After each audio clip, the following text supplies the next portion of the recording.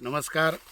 आज आपण लाल हदग्याच्या झाडाखाली उभे आहोत आणि हे बघा त्याच्या लाल हदग्याच्या शेंगा निघालेल्या आहेत. लाल हदग्याबाबतीत मी अगोदर एक व्हिडिओ केला होता आणि तो महाराष्ट्रभर भारतभर व्हिडिओ गेला. हजारो लोकांनी म्हणजे 1,00,000 लोकांनी तो बघितला आणि अनेक लोकांनी महाराष्ट्रात आणि महाराष्ट्राबाहेरसुद्धा बियाणं माझ्याकडून मागून घेतलं. तर ह्या बांधावरती तुम्ही बघा अशी 7-8 प्रकारची ही लाल हदग्याची झाडं लावलेली आहेत.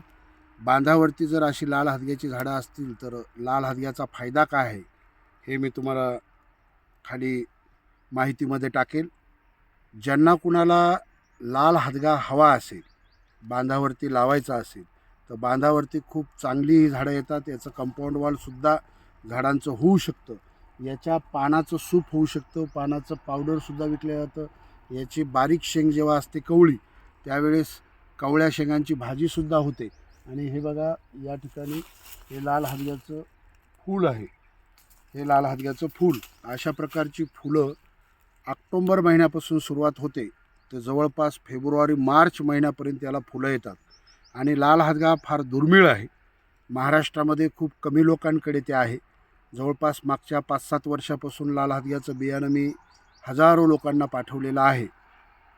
ज्यांना कुणाला लाल हदग्याचं बी हवा असेल त्यांनी या व्हिडिओच्या खाली कॉमेंट करा.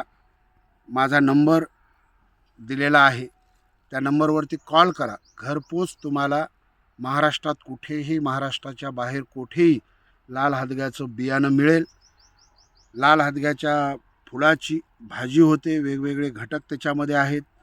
लाल हदग्याच्या पानाची भाजी होते, लाल हदग्याच्या पानाचं पावडर होतं, लाल हदग्याच्या शेंगांची सुद्धा भाजी होते. म्हणजे तिहेरी उपयोगाचं हे झाड.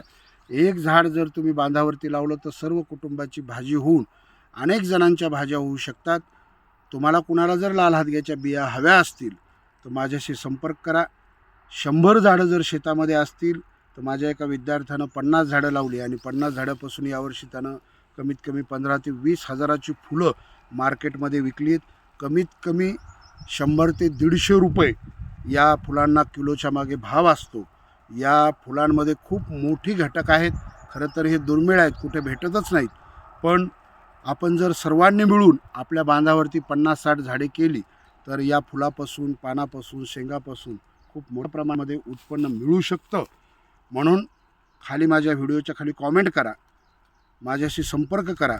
तुम्हाला पोस्टानं घरपोच बियाणं मिळून जाईल. अण्णा जगताप.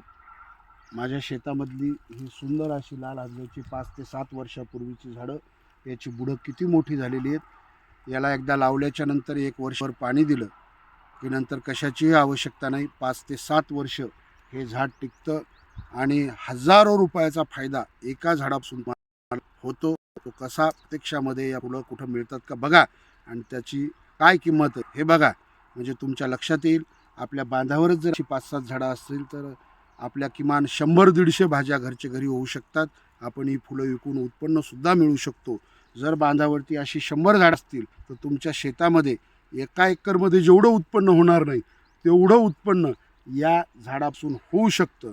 जाणकारांना इशारा काफी असतो असं म्हणण्यासारखं आयुर्वेदिक वनस्पती लावणारे अनेक लोक आहेत. त्यांना माझी विनंती आहे की तुम्ही संपर्क करा.